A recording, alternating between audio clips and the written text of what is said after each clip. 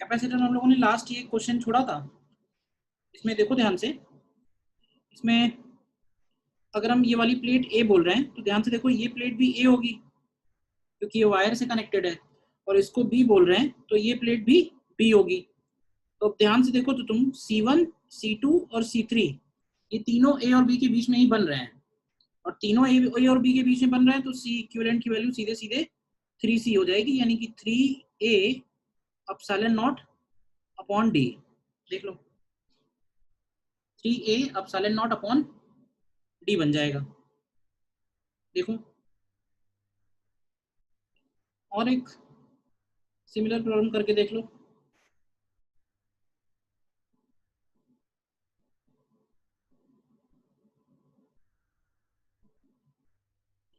Suppose ये इस तरह से प्लेट्स दी हुई हैं, हमने इन दोनों को आपस में कनेक्ट कर रखा है, और एक टर्मिनल ये बी है और एक टर्मिनल ये ए है। सभी के बीच में गैप सेम है, प्लेट एरिया सेम है, तो हमें कैपेसिटेंस बताना है बिटवीन ए एंड बी, कितना होगा निकालो।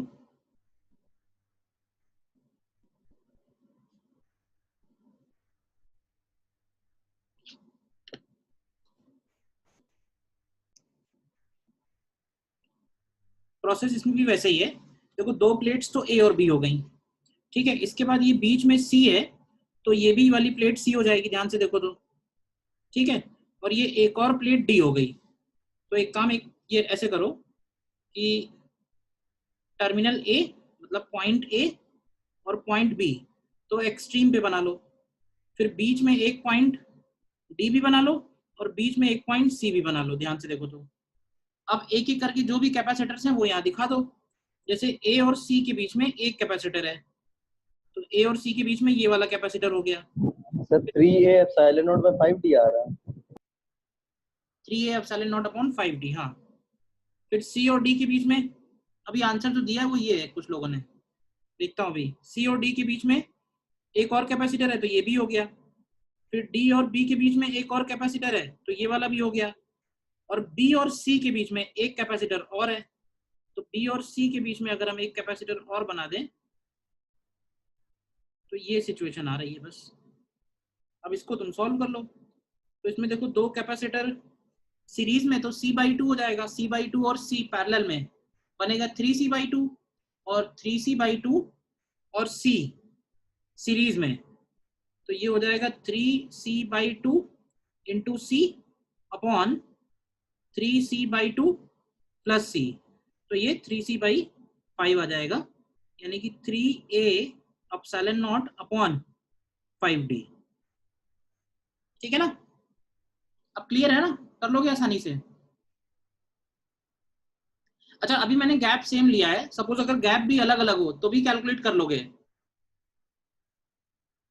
गैप अलग होगा तो जो कैपेसिटर अलग होगा उसको भी तुम अलग शो कर देना, अलग वैल्यू से। ठीक है, तो ये तो हो गया पैरेलल प्लेट कैपेसिटर्स की बात।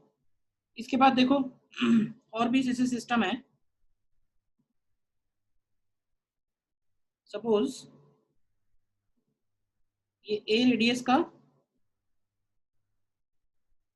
मेटल स्फीयर है और इसको हमने कनेक्ट कर रखा है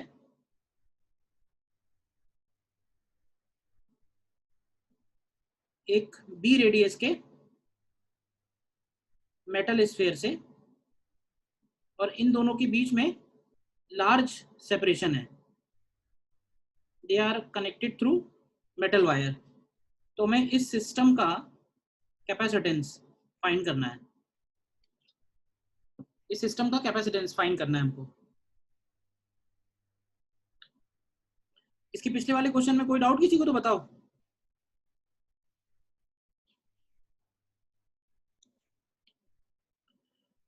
देखो दो सिंपल मेटल स्फीयर हैं और इनको आपस में ज्वाइन कर रखा है, इनका इस सिस्टम का हमें कैपेसिटेंस निकालना है। तो देखो हमको ये तो मालूम है कि ये अगर ये जो सिंगल मेटल स्फीयर है इसका कैपेसिटेंस होता है 4πε0A, और ये जो सिंगल है C2 इसका होगा इसी तरह से 4πε0B।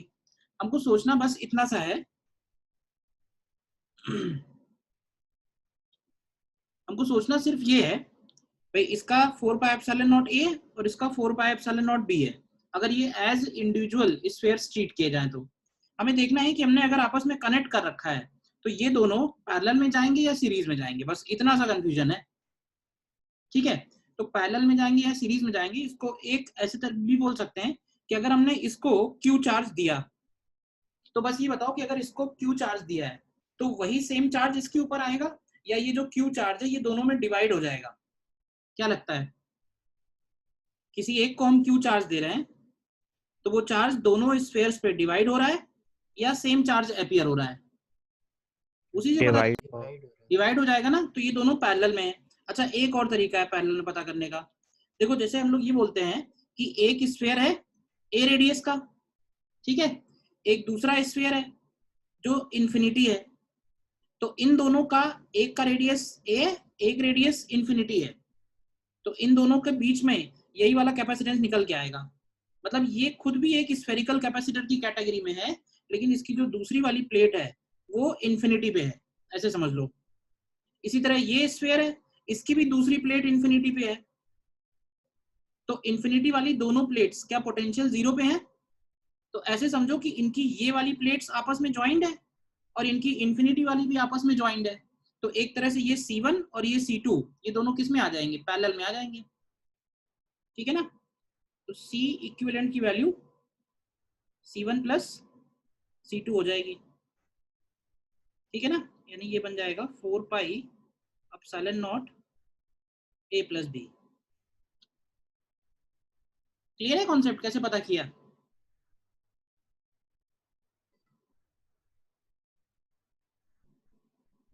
और देखो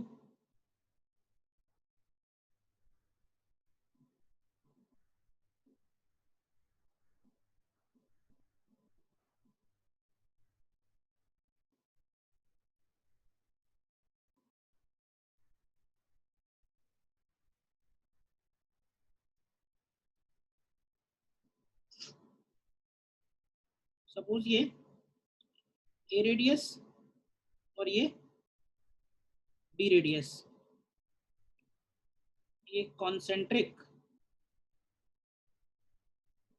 मेटेलिक शेल्स हैं, कॉन्सेंट्रिक मेटेलिक शेल्स। ठीक है,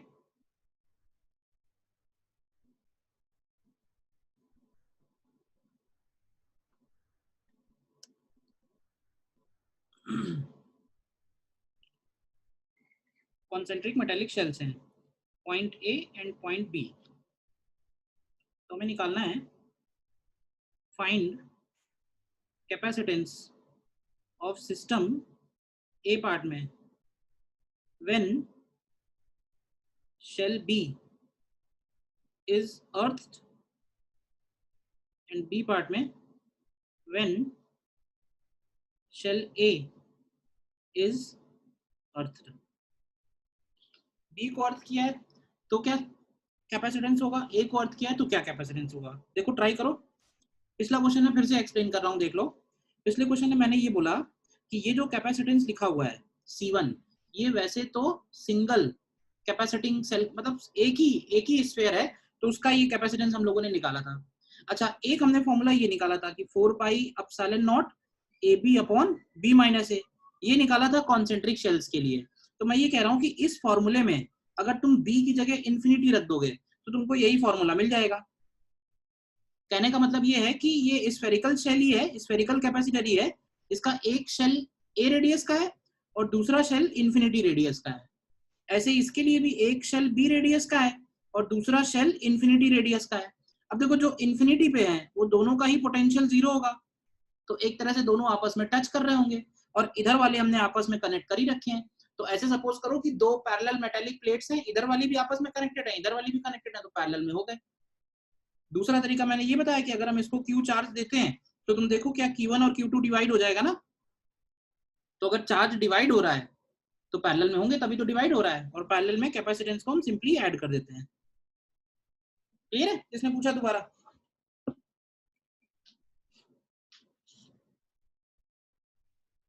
देखो नेक्स्ट ट्राई करो। देख लो इसको।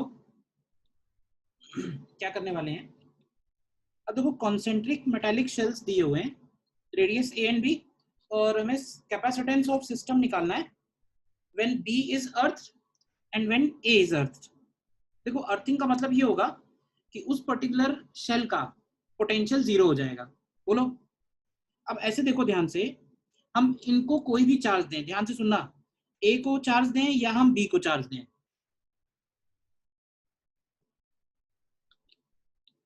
हम ए को चार्ज दें या फिर हम बी को चार्ज दें, दोनों ही सिचुएशन में ये बात तो पक्की है ना कि कोई भी चार्ज अंदर वाले के इनर सरफेस पे नहीं आएगा।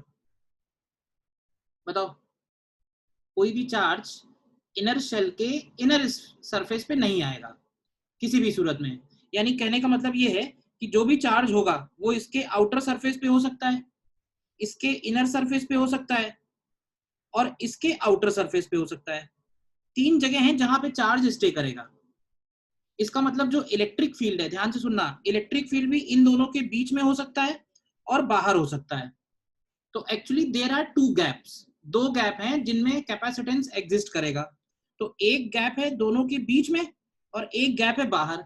तो जो बाहर वाला गैप है उसके लिए जो दूसरी वाली प्लेट है, दूसरी वाली जो रेडियस है वो इन्फिनिटी है।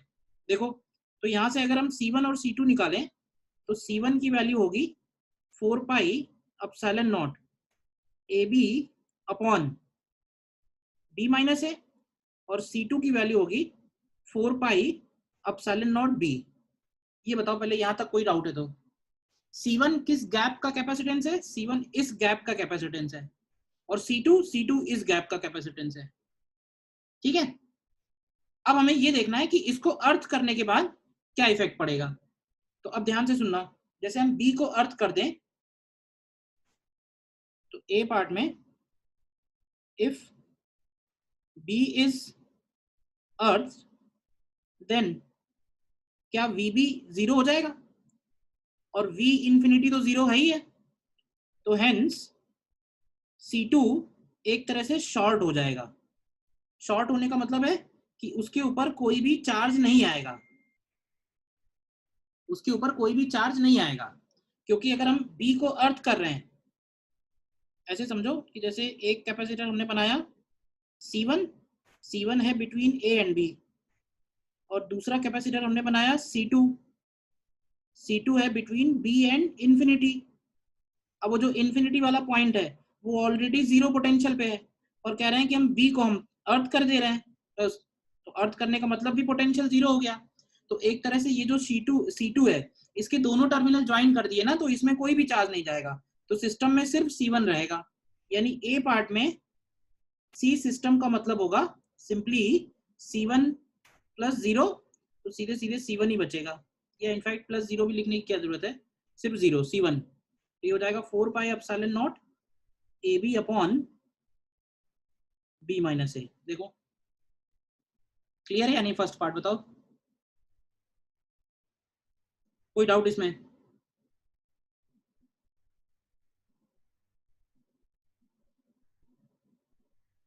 ठीक है, और फिर बी पार्ट में, बी पार्ट में कह रहा है कि अगर हम ए को अर्थ करते हैं तो फिर से चाहो तो यही डायग्राम बना लो, और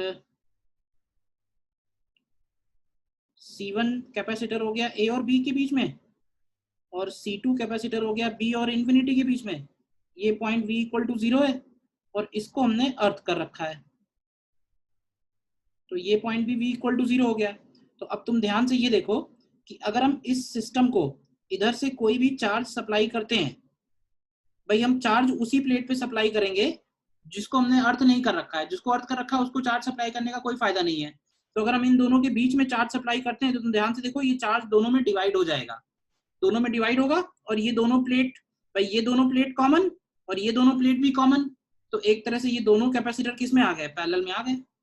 तो सी सिस्टम सेकेंड केस में C1 प्लस C2 हो जाएगा, यानी कि 4 pi epsilon naught A B upon B minus A and plus 4 pi epsilon naught B. देखो ध्यान से बताओ, A part and B part.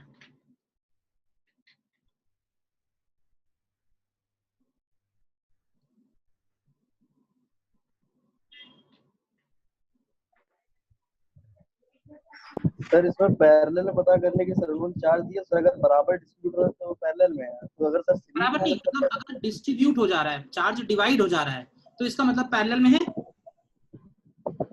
नहीं तो ऐसे भी पता कर सकते हैं ना कि देखो ये वाली प्लेट तो कॉमन हो गई, सॉरी ये वाली प्लेट तो कॉमन हो गई और ये वाली प्लेट हमने कनेक्ट कर दी है,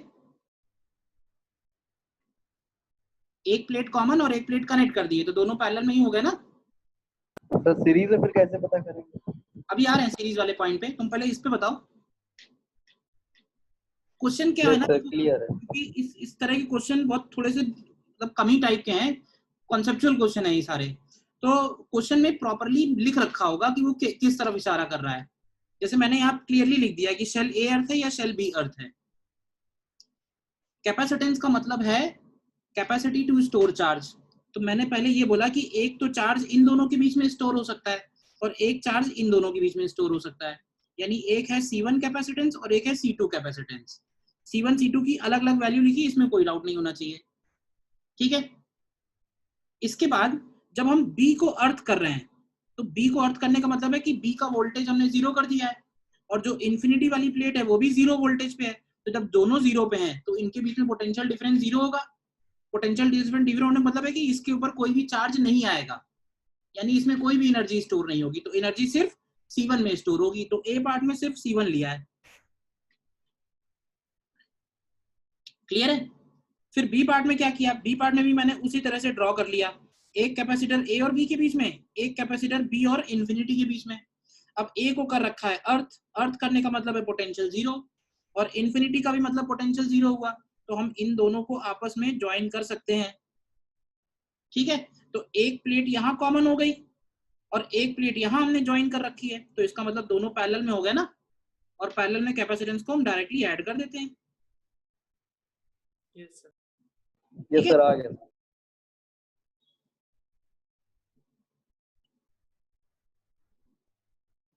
find equivalent capacitance in previous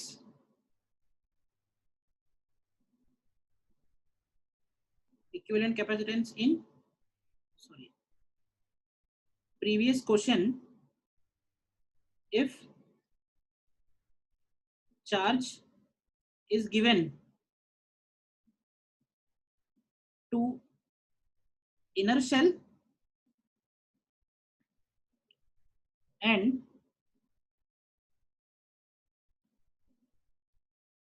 no other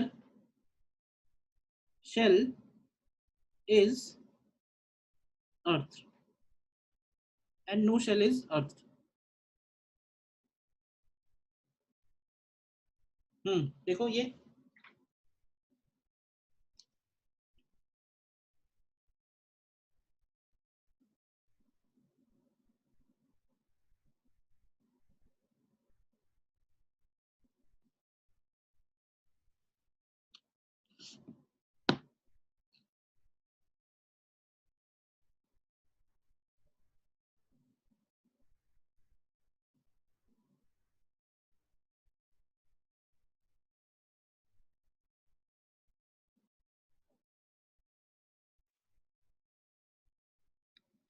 आ गया होगा इसमें समझ में, इस केस में समझ में आ गया होगा क्या हो रहा है।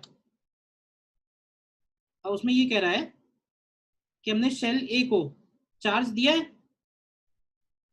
और कोई भी शेल को अर्थ नहीं किया है, तो ध्यान से समझना, ये C1 है और इधर C2 है और ये इन्फिनिटी है, तो अगर हम शेल ए को चार्ज दे रहे हैं, let's say plus Q charge दिया है,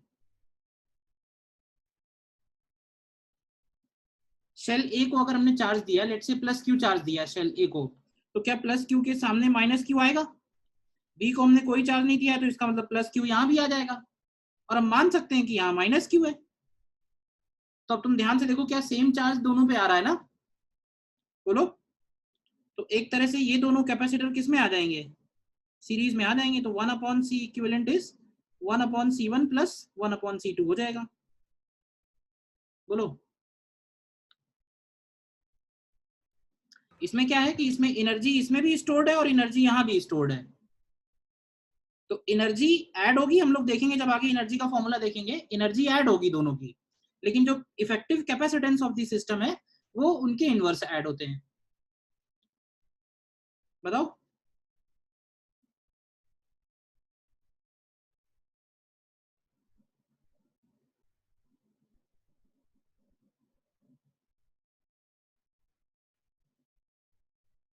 ठीक है, क्लियर है नहीं? बताओ। सर इन्फिनिटी पे कैसे चार्ज आएगा? अरे मतलब चार्ज नहीं आएगा, लिख दिया ऐसे ही मैंने। इलेक्ट्रिक फील्ड तो होगा ना, ये बताओ। नहीं होगा? इलेक्ट्रिक फील्ड तो होगा ना, और इलेक्ट्रिक फील्ड तो वैसे भी इनर चार्ज की वजह से लिखेंगे, उसकी वजह से थोड़ा ना लिखेंगे। तो मैंने इक्विवेलेंटली मान लिया कि वहां इन्फिनिटी पे जो शेल है उस पे माइनस क्यू है। Okay sir. ठीक है, इस क्वेश्चन में देखो, मैंने कहा ना कि क्वेश्चन में क्या लिखा हुआ है वो बहुत इंपॉर्टेंट है। अब इस क्वेश्चन में ये लिखा हुआ था, फिर से सुन लो एक बार। कैपेसिटेंस निकालना है और चार्ज हमने किसको दिया है? इनर शेल को। क्योंकि अगर इतनी बात नहीं लिखी हुई है तो क्वेश्चन इनकम्प्लीट है, कंफ्यूजिंग है। लिख दिया है तो कंप्लीट है। अब देखो, इनर शेल को अगर हमने चार्ज दिया है तो चार्ज डिस्ट्रीब्यूशन याद करो, हम लोगों ने कंडक्टर में पढ़ा था जब। तो अंदर वाले को जब तुमने प्लस क्यू दिया है तो प्लस क्यू के सामने क्या आ जाएगा? Minus Q. अब बी के ऊपर नेट चार्ज क्या था? बी को तो हमने कोई चार्ज दिया नहीं, तो बी पे नेट चार्ज 0 था। तो अगर माइनस क्यू अंदर आ गया तो बाहर कितना आएगा? Plus Q. ठीक है, और एक प्लेट इन्फिनिटी पे है। तो ध्यान से सोचो, तो इलेक्ट्रिक फील्ड इन दोनों के बीच में भी होगा और इलेक्ट्रिक फील्ड इधर भी होगा। तो मैंने कहा ना कि जहां जहां इलेक्ट्रिक फील्ड है वहां वहां एनर्जी स्टोर्ड है। तो इस बार C1 भी है और C2 भी है। पता ये करना है कि सीरीज में है या पैरेलल में। तो मैंने कहा कि भाई चार्ज तो सेम ही आ रहा है ना, नहीं आ रहा है सेम चार्ज? बोलो। यस चार्ज तो सेम ही आ रहा है ना। तो अगर चार्ज सेम आ रहा है तो इसका मतलब दोनों सीरीज में हो गए। अगर हम इसको Q चार्ज देते और वो दोनों में डिवाइड हो जाता समहाउ, तो हम बोलते कि वो दोनों पैरेलल में जाएंगे। ठीक है ना? ये यस सर। सिस्टम बिल्कुल वैसे ही है जैसे ये हो गया बिटवीन A एंड B, और ये हो गया बिटवीन B एंड इंफिनिटी। तो बस हम इन दोनों पॉइंट्स के बीच में लिख रहे हैं। तो C1 C2 किस में है? कहीं कोई कनेक्शन तो है नहीं, तो ये सिस्टम किस में आ गया? अगर कहीं कोई कनेक्शन नहीं है, कहीं कोई जुड़ा नहीं है, कोई अर्थ नहीं है, तो ये दोनों सीरीज में ही तो दिख रहे हैं।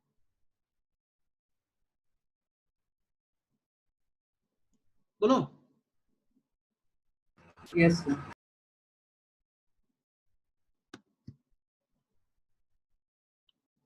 ठीक।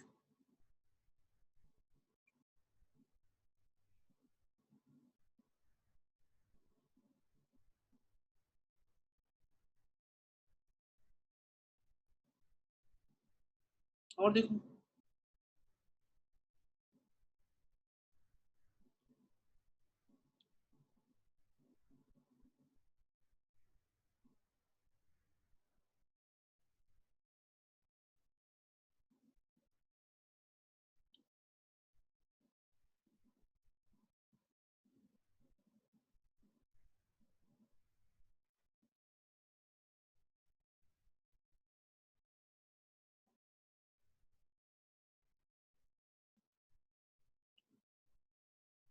सपोज ये शेल A, शेल B और शेल C है।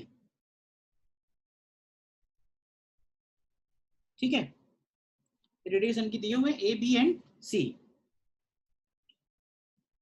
अब इसमें भी देखो, क्वेश्चन पूछने के अंदाज पे बहुत कुछ डिपेंड करेगा। तो find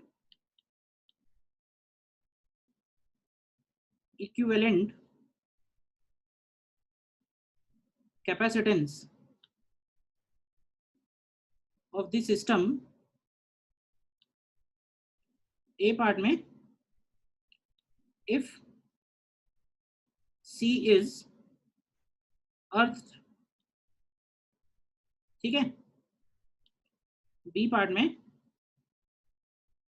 equivalent capacitance of the system between A and B if A and C are connected, if A is given some charge। देखो,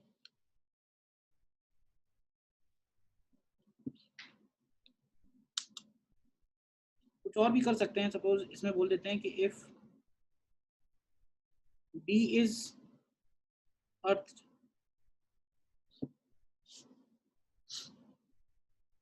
देखो एकदम जो बेसिक बात बताइए वैसे ही सोच के करो, और जब तक एकदम क्लियर नहीं आ जाए तब तक पूछो, बताओ क्या क्या डाउट है, पिछले वाले में अभी भी कोई डाउट है तो।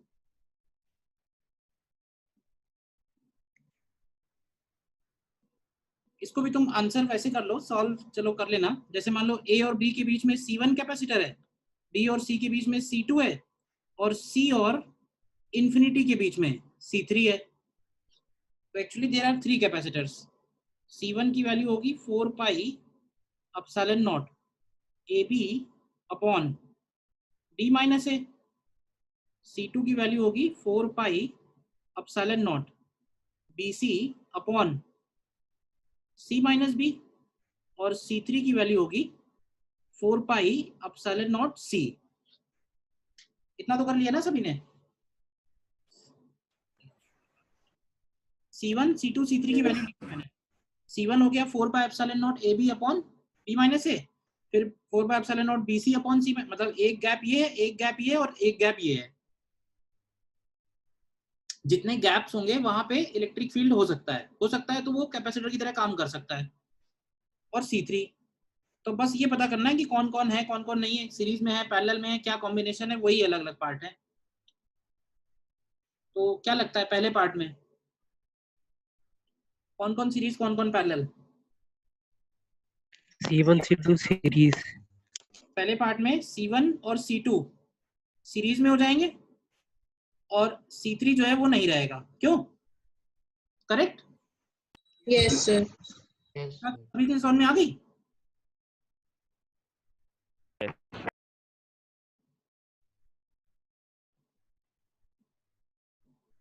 खैर इसमें एक और बात जोड़नी चाहिए थी, सी को तो अर्थ किया ही किया है, और जोड़ लो चार्ज इज गिवन टू ए। क्यों भाई? क्योंकि अगर मान लो सी को अर्थ किया है और चार्ज हम बी को देंगे तो पिक्चर में सिर्फ C2 आएगा, C1 पे चार्ज जाएगा ही नहीं। अंदर वाले को चार्ज देंगे तो बाहर इंड्यूस हो जाएगा, बाहर वाले को दोगे तो अंदर नहीं इंड्यूस होगा। तो ये भी लिखना जरूरी है कि चार्ज इज गिवन टू ए। ठीक है, और बताओ बी पार्ट में ए और बी के बीच में हमको कैपेसिटेंस बताना है। तो देखो ध्यान से, पहले मैं इस बार डायग्राम बना के बताता हूँ।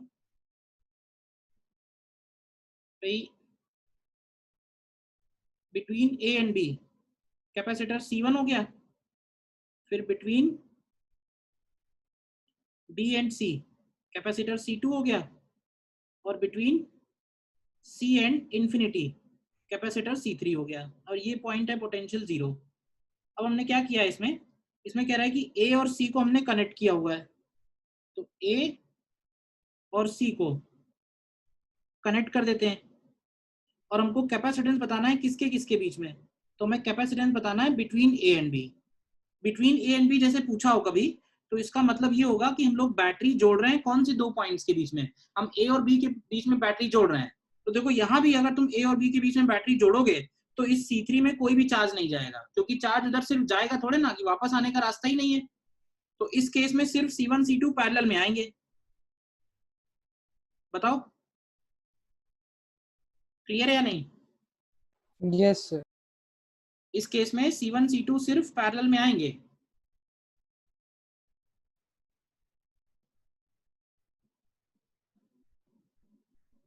ठीक है, फिर सी पार्ट में बताओ। सी पार्ट में कहीं कोई अर्थिंग नहीं, कहीं कोई कनेक्शन नहीं, ए को चार्ज दिया है, क्या होगा? क्यों भाई?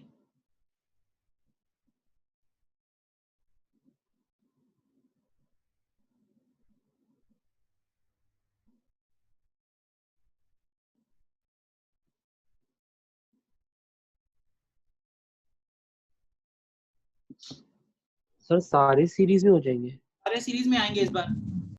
Yes sir. लास्ट वाला क्वेश्चन बन जाएगा।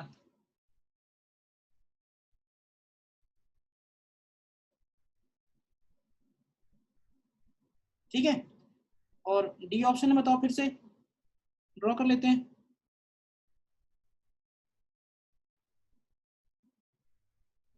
Between A B, between B C and between C infinity. ये C1 है, ये C2 है, ये C3 है। अब इसमें कह रहा है कि B को हमने अर्थ किया है, तो देखो B को हमने कर रखा है अर्थ। अर्थ के करने का मतलब इसका पोटेंशियल 0 और ये भी पोटेंशियल 0 है, क्यों भाई? तो इसका मतलब ऐसे बोल सकते हैं कि ये पॉइंट और ये पॉइंट आपस में कनेक्टेड है। बोलो। Yes sir. ठीक है, लेकिन अभी भी क्वेश्चन हमारा इनकम्प्लीट है। हमें ये जरूर बताना होगा कि चार्ज हमने किसको दिया है, या कैपेसिटेंस हम कौन से दो टर्मिनल के बीच में निकाल रहे हैं। तो B इज अर्थ लिख लो, एंड एक और बात लिख लो इसी में आगे, एंड कैपेसिटेंस हमें निकालना है बिटवीन, कैपेसिटेंस हमको निकालना है suppose between A and C। Capacitance हमको बिटवीन A एंड C निकालना है, तो बिटवीन A एंड C का मतलब होगा कि एक टर्मिनल A से निकलेगा और एक टर्मिनल B से निकलेगा, C से निकलेगा। अब क्या लगता है, मतलब बैटरी कनेक्ट की है हमने A और C के बीच में, और B को कर रखा है अर्थ, इन्फिनिटी को कर रखा है, और इन्फिनिटी भी एक तरह से V0 हो गया। तो इस बार क्या लगता है देख के, क्यों भाई? Only C1? नहीं, ओनली C1 कैसे, इस बार C2 और C3 पैरेलल में बनेंगे, क्यों भाई? C2 C3 पैरेलल में होंगे, और इनका जो कॉम्बिनेशन होगा वो C1 के साथ सीरीज में आएगा। टर्मिनल देखो ना ध्यान से, ये दोनों पैरेलल में नहीं आ जाएंगे, ये दोनों पैरेलल हो गए और फिर इसके साथ सीरीज हो गए। Okay sir, got it.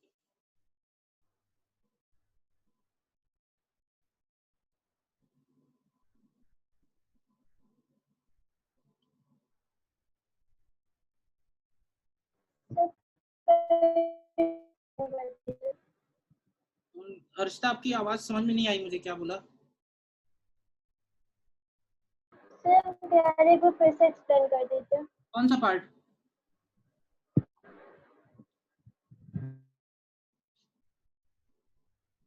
आवाज नहीं आ रही है। मैंने लास्ट पार्ट में ये बोला, फिर से लास्ट पार्ट सुन लो। सबसे पहले तो ये तीनों बना दिए एक ही लाइन में, ठीक है। इसके बाद हमने B को कर रखा है अर्थ, तो B को अर्थ करने का मतलब है कि B का पोटेंशियल है 0, तो B को और इन्फिनिटी को ज्वाइन कर दिया, और हमें टर्मिनल निकालने थे C पे और A पे। तो तुम ध्यान से देखो, ये C3 और C2 पैरेलल में नहीं आ जाएंगे, क्योंकि ये दोनों टर्मिनल जुड़े हुए हैं, तो ये दोनों पैरेलल में हो गए। अब इनको पैरेलल में कंबाइन करोगे, इस तरह से बन जाएगा ये C2 हो गया, ये C3 हो गया, ये टर्मिनल निकाला हम लोगों ने, और ये C1 हो गया, ये बन जाएगा,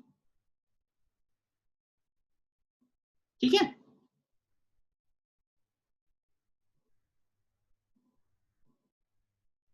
बी पार्ट में क्या बोला है? बी पार्ट में मैंने ये कहा था कि बी पार्ट में ए और सी को ज्वाइन कर रखा था, तो ए और सी को जब हम ज्वाइन करेंगे, और टर्मिनल हमने निकाले थे इन दोनों पॉइंट्स पे, यहाँ पे और यहाँ पे। तो इसको ऐसे विजुलाइज करो कि अगर हम यहाँ पे बैटरी लगाते हैं, ठीक है, तो बैटरी का जो भी चार्ज इधर से निकलेगा वो बैटरी को इधर से वापस मिलना चाहिए। तो इस कैपेसिटर में कोई भी चार्ज नहीं जाएगा, क्योंकि इस डायरेक्शन में जाएगा अगर चार्ज, तो वापस कहां से आएगा, वापस आने का रास्ता ही नहीं है। तो इसलिए हमारे पिक्चर में सिर्फ यही दोनों कैपेसिटर आएंगे, C1 C2, और ये क्योंकि एक प्लेट इधर जुड़ी हुई है और एक प्लेट इधर से जुड़ी हुई है, तो दोनों पैरेलल में हो गए।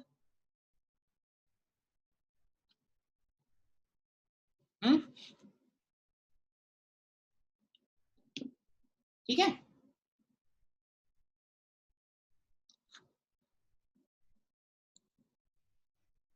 इसके बाद हम लोग कुछ सर्किट्स वाले क्वेश्चन में बढ़ते हैं। तो देखो, सर्किट वाले क्वेश्चन में मुझे कई सारी चीजें पढ़ाने की जरूरत नहीं है, यहाँ पे हम लोग क्वेश्चंस कर सकते हैं डायरेक्ट, और उन्हीं में जो समझना है क्वेश्चंस के थ्रू समझ लेंगे।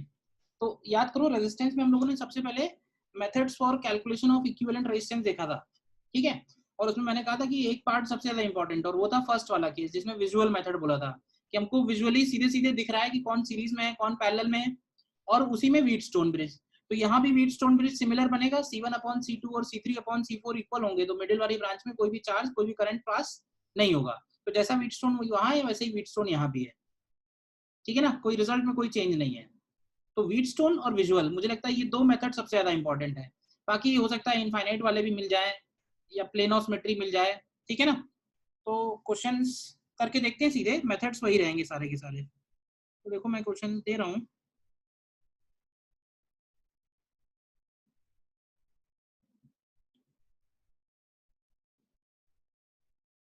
देखो ये क्वेश्चन है तुम्हारे सामने।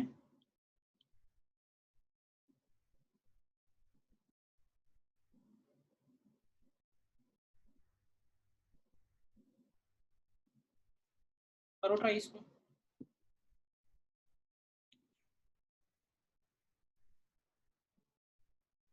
कैपेसिटेंस हमको बिटवीन ए एंड बी और बिटवीन ए एंड सी निकालना है। अब देखो जरा ध्यान से, तो जैसे ये पॉइंट ए है तो ये भी ए है, ये बी है तो ये भी बी है, और ये सी है तो ये भी सी है, और ये भी सी है। तो ये बीच वाला पॉइंट बस कोई और पॉइंट बनेगा, तो ये पॉइंट हो गया सपोज डी, ठीक है। तो बिटवीन ए एंड बी कैसे निकालेंगे, तो देखो एक काम करो, पॉइंट ए बना लो और दूसरे साइड में पॉइंट बी बना लो। पॉइंट ए हो गया, पॉइंट बी हो गया। अब ध्यान से देखो, तो ए सी से कनेक्टेड है, ए डी से कनेक्टेड है, डी बी से कनेक्टेड है, तो बीच में एक पॉइंट सी भी बनाना है और बीच में एक पॉइंट डी भी बनाना है। तो सी दोनों से कनेक्टेड है, तो एक काम करो, मैं इस तरह से बना लेता हूँ सी और डी, क्योंकि ए सी से भी कनेक्टेड है, ए डी से भी कनेक्टेड है। अब ध्यान से देख लो, जो भी रेजिस्टेंस तुम्हें यहाँ दिख रहा है वो यहाँ दिखा दो। अब ए और सी के बीच में एक 3 माइक्रोफैरेड है, तो ए और सी के बीच में एक 3 माइक्रोफैरेड लिख दिया। फिर ए और डी के बीच में 1 माइक्रोफैरेड है, तो ए और डी के बीच में 1 माइक्रोफैरेड, ये भी दिखा दिया। फिर सी और डी के बीच में 5 माइक्रोफैरेड है, तो सी और डी के बीच में एक 5 माइक्रोफैरेड दिखा दिया। डी और डी के बीच में 2 माइक्रोफैरेड, तो डी और डी के बीच में 2 माइक्रोफैरेड। ए और बी के बीच में भी कोई और है, वो भी बाद में दिखाते हैं। बी और सी के बीच में 6 माइक्रोफैरेड, तो बी और सी के बीच में 6 माइक्रोफैरेड। और फिर ए और बी के बीच में एक और है 6/5 माइक्रोफैरेड। तो हमें पॉइंट ए और पॉइंट बी के बीच में निकालना है। अब देखो ध्यान से, मुझे लगता है आप कर लोगे आसानी से। ये 3 और 1 किस में आ रहे हैं, सॉरी 3/1 और 6/2, अगर तुम देखो तो बैलेंस हो रहे हैं, तो इसका मतलब है कि ये 5 में कोई भी चार्ज फ्लो नहीं करेगा, तो ये बैलेंस्ड व्हीटस्टोन ब्रिज बन गया। तो इसको हटा दो, इसको हटाने के बाद कैलकुलेट करो कितना आता है सी ए बी। देखो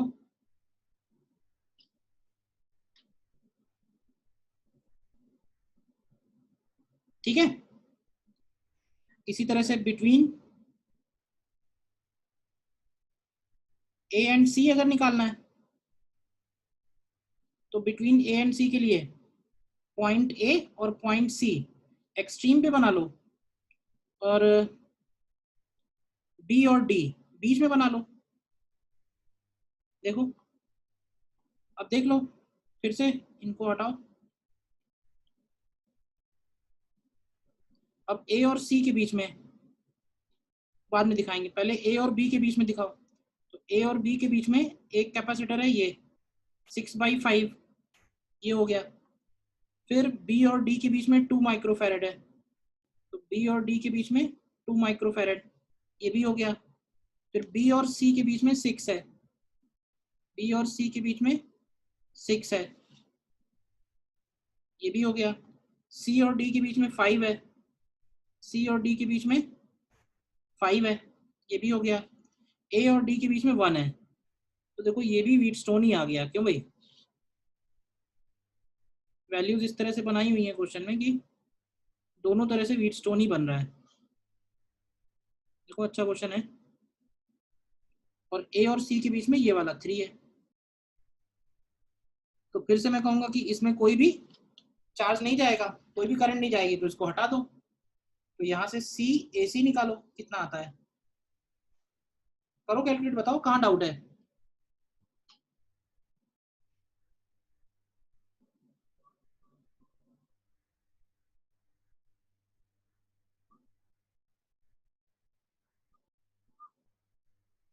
ये वाला हो जाएगा 4 और 8 सीरीज में, तो 4 इंटू 8 डिवाइडेड बाई 12, 8/3 और 8/3 और 6/5 पैरेलल में, तो ये बनेगा शायद ये आ रहा है, देखो 58/15 आ रहा है क्या? Yes, Yes, sir. sir. क्या निकालेंगे अगर 6/5 और 1, तो ये हो गया 11/5, 11/5 और 11 सीरीज में कितना बनेगा?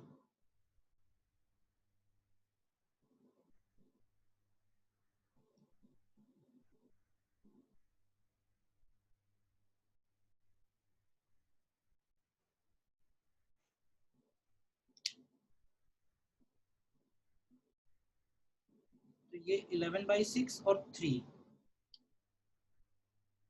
तो ये आ रहा है 29/6 आ रहा है। Yes, sir. तो CAB अपॉन CAC की वैल्यू देखो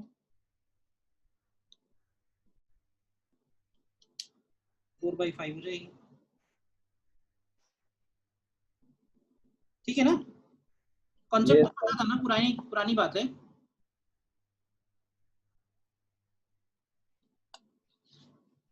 ठीक है, और देखो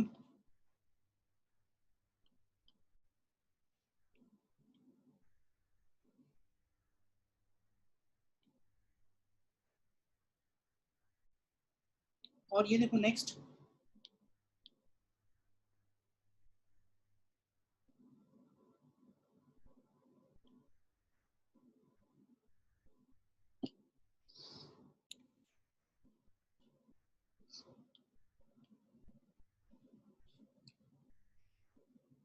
प्रोसेस वैसे ही लगाओ जैसे ये पॉइंट सी ले लो, ये सी हो गया, ये भी सी हो गया, ठीक है, ये पॉइंट बी हो गया, और इसको डी ले लो, ये ए हो गया, ये भी डी हो गया, और ध्यान से देखो तो ये भी सी हो गया, तो ये भी व्हीटस्टोन ब्रिज बन जाएगा। पॉइंट एक बार मार्किंग देख लो भाई, जहां जहां तक वायर है सेम पॉइंट रहेगा, तो मैंने ये वाला पॉइंट सी ले लिया, तो ये सारे पॉइंट सी हो गए। इसके बाद ये डी ले लिया तो ये दोनों डी हो गए, और ये बी ले लिया तो ये भी बी हो गया।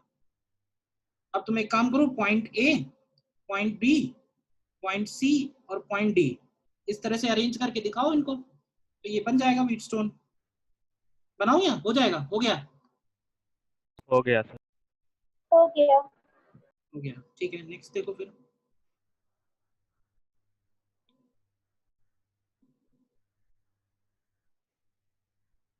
नेक्स्ट देखो,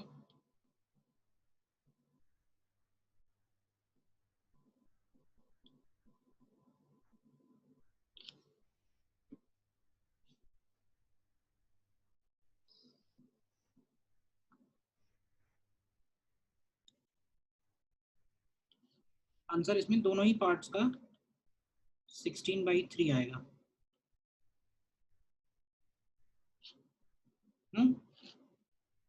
करना है मुझे?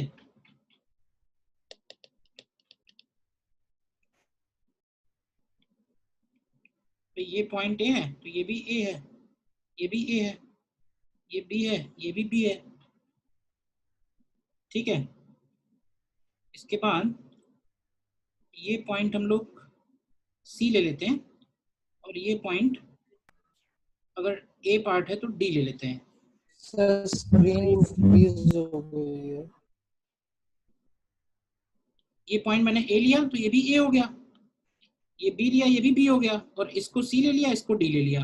अच्छा, अलग अलग इसलिए लिया क्योंकि ए पार्ट में स्विच ओपन है, बताओ, ठीक है। तो ए पार्ट के हिसाब से अगर करें तो पॉइंट ए बना लो, पॉइंट बी बना लो, और पॉइंट सी और पॉइंट डी इस तरह से बना लो बीच में, ठीक है। तो देखो ए और सी के बीच में 8 माइक्रोफैरेड है, ए और सी के बीच में 8 माइक्रोफैरेड, ये हो गया। फिर बी और सी के बीच में 4 माइक्रोफैरेड है, बी और सी के बीच में 4 माइक्रोफैरेड हो गया। फिर ए और डी के बीच में 4 माइक्रोफैरेड है, ए और डी के बीच में 4 माइक्रोफैरेड है, और बी और डी के बीच में 2 माइक्रोफैरेड है, तो बी और डी के बीच में 2 माइक्रोफैरेड हो गया। बस यही देखो कि सेम व्हीटस्टोन ही कितने तरह से है, और सी और डी आपस में कनेक्टेड नहीं है ए पार्ट में, ठीक है। और ए और बी जो है इनके बीच में एक और कैपेसिटेंस है। अब ये 4 और 2 का कॉम्बिनेशन बना दो, 4 और 2 दोनों सीरीज में आएंगे ना, तो ये बन जाएगा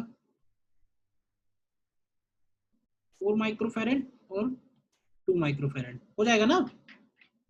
और अगर सी और डी कनेक्टेड है तो ये वाली बीच वाला जो ब्रांच है इसको शॉर्ट कर दो।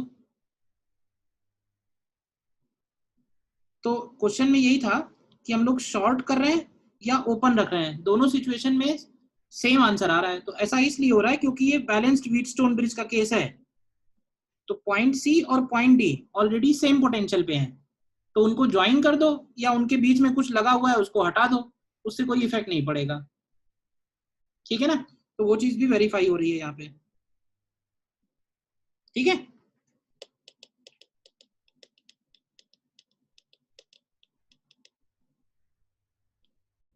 ठीक है ना। Yes, sir. तो अभी इसमें हमको सर्किट्स ही थोड़े स्टडी करने हैं पहले, अगले किसी कॉन्सेप्ट से पहले, क्योंकि जो भी चीजें हम लोगों ने रेजिस्टेंस वाले चैप्टर में की हैं वो कैपेसिटर में हमें जितने भी टाइप के प्रॉब्लम्स पॉसिबल हैं वो सब एक एक तो कम से कम करके देख ही लेना है। अब इसमें क्वेश्चंस और करेंगे, तो चलो नेक्स्ट संडे